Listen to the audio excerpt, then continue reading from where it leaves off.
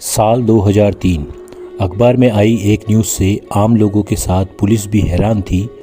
News थी 44 साल के एंड्रयू कार्लसन की, जिसने स्टॉक मार्केट में महज $800 का निवेश कर 15 दिनों के अंदर ही $350 मिलियन का मुनाफा कमाया। खबर आम होते ही FBI ने पूछताछ शुरू की। पूछताछ में उस शख्स ने यह बताया कि वो साल 2256 ईस्वी से टाइम ट्रेवल कर 250 साल पीछे आया है और उसने ये पहले ही मालूम कर लिया था कि उसे इन्वेस्ट कहाँ करना है, जिससे वह अपने मुनाफे को हज़ारों गुना बढ़ा सके। पुलिस को ऑब्वियसली यही लगा कि वह झूठ बोल रहा है, गुमराह कर रहा है। पुलिस ने भी ठान लिया कि वो उसे झूठा साबित कर कोर्ट में सच उगलवा लेगी।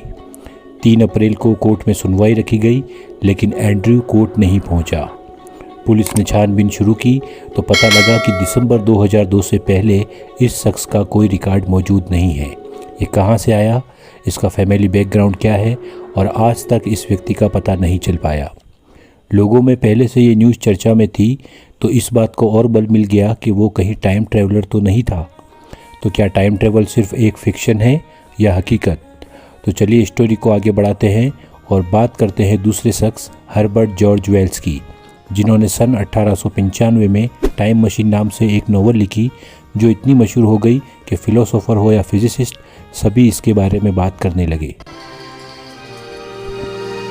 इसके बाद से ही टाइम मशीन टर्म पॉपुलर हो गया। ऐसी मशीन जो वक्त को चकमा देकर आपको फ्यूचर और पास्ट में ले जा सकती है, जिसके द्वारा आप टाइम ट्रेवल कर सकते हैं। हालांकि ये नॉवल प्योरली एक साइंस फिक्शन थी, लेकिन अखबारों में न सिर्फ इसके बारे में आर्टिकल लिखे गए, बल्कि हॉलीवुड में टाइम मशीन और टाइम ट्रेवल पर बेस्ड ढेरों फिल्में बनाई गई।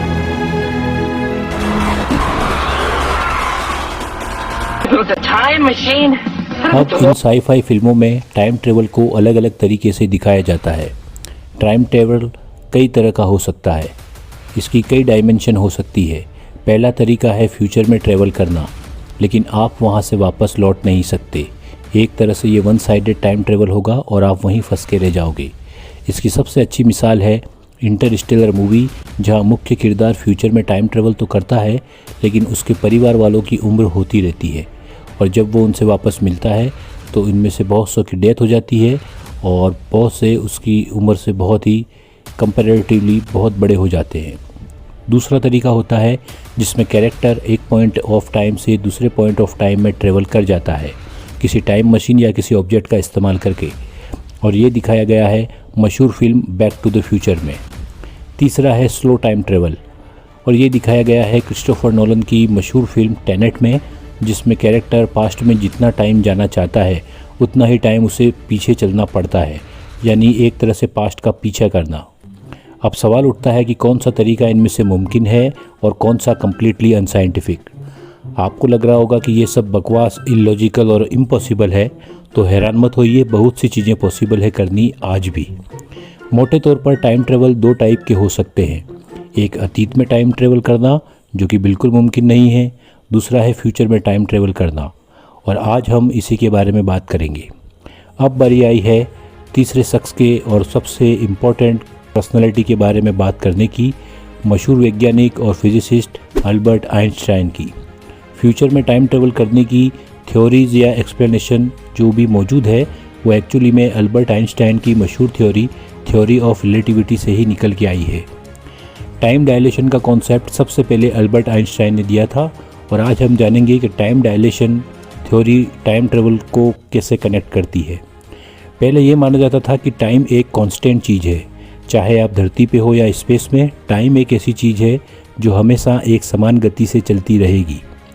ये कहना था मशहूर वैज्ञानिक आइजैक न्यूटन का। उनकी ओपिनियन में स्पेस में चाहे आप किसी भी पोजीशन में हो या किसी भी स्पीड से ट्रैवल कर रहे हो, फ्लो ऑफ टाइम हमेशा एक जैसा रहेगा। लेकिन अल्बर्ट आइंस्टाइन वो पहले इंसान थे जिन्होंने इस थ्योरी को खारिज किया। उन्होंने टाइम को नदी के बहाव के साथ जोड़ा, जैसे नदी का पानी कभी धीमा तो कभी तेज हो जाता है, और यह निर्भर करता है गति और गुरुत्वाकर्षण की शक्ति पर। आइंस्टाइन ने कहा था कि वक्त को एक्चुअली में स्पीड अप और स्लो किया जा सकता है, स्पीड या ग्रेविटेशनल फोर्स में बदलाव लाकर, और इसे ही कहा जाता है टाइम डायलेशन। ठीक इसी तरह जैसे कोई चीज़ फैलकर डायलेट करती है, इसी तरह टाइम भी डायलेट करता है। जब ऑब्जेक्ट की स्पीड या ग्रेविटेशनल फोर्स में बेतहाशा इजाफा हो जाता है।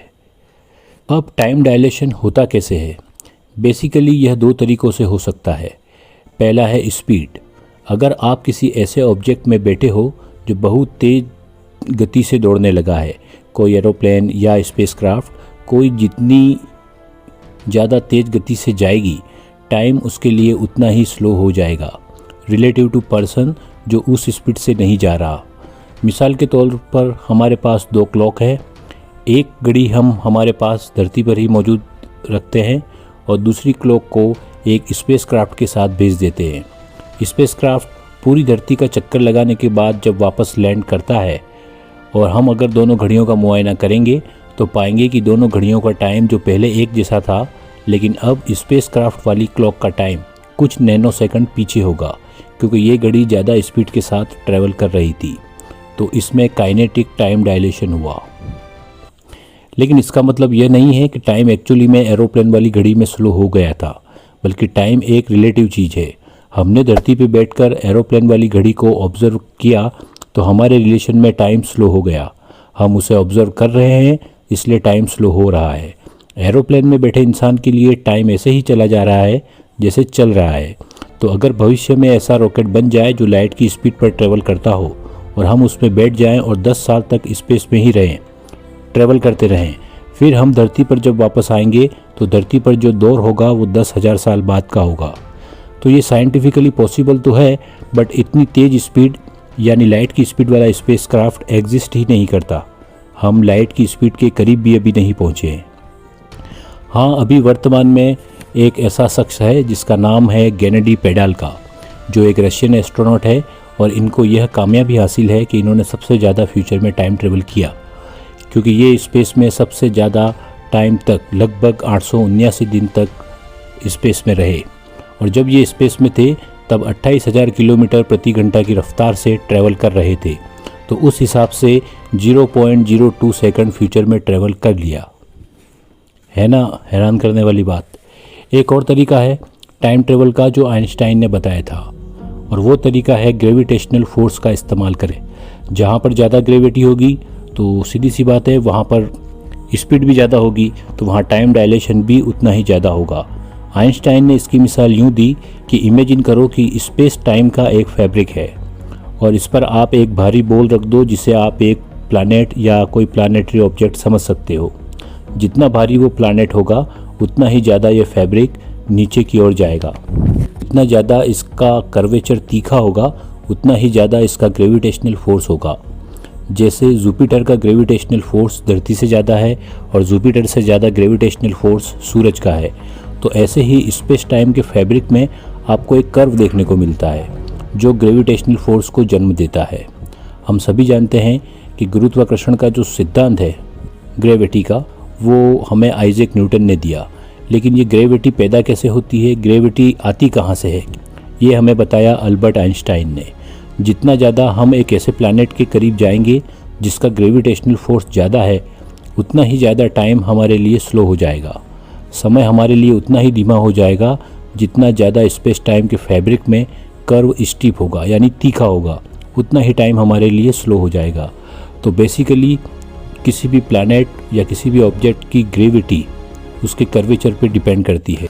तो बेसिकली मतलब ये हुआ कि अगर हम फ्यूचर में ट्रैवल करना चाहते हैं तो कुछ समय जुपिटर के पास बिताएं या फिर सूरज के पास कुछ समय रहें, या फिर एक ऐसे ऑब्जेक्ट के पास जिसके पास ग्रेविटेशनल फोर्स उससे भी ज़्यादा हो, जैसे कि ब्लैक होल।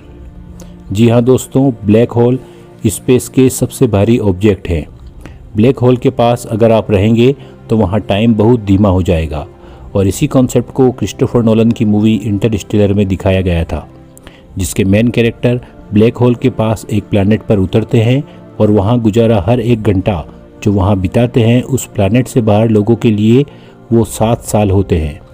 इतना टाइम डायलेशन हो रहा था उस प्लैनेट पर उस ब्लैक होल की वजह से, जो कि साइंटिफिकली एक्यूरेट चीज़ है। एक्चुअली में ऐसा ही होगा। ये अलग बात है कि ब्लैक होल के पास पहुंचना और वहां जिंदा रह पाना मुमकिन है या नहीं, ये हम नहीं जानते।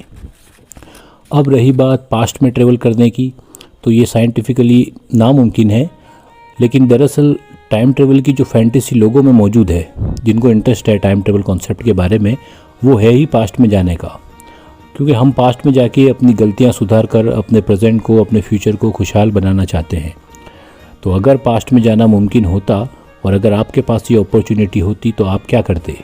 स्टॉक मार्केट में इन्वेस्ट करते या क्रिप्टो करेंसी में हाथ आजमाते, या कोई बड़ा एग्ज़ाम क्रैक कर अच्छी जॉब हासिल करते, या 90s के दौर को दोबारा जीते?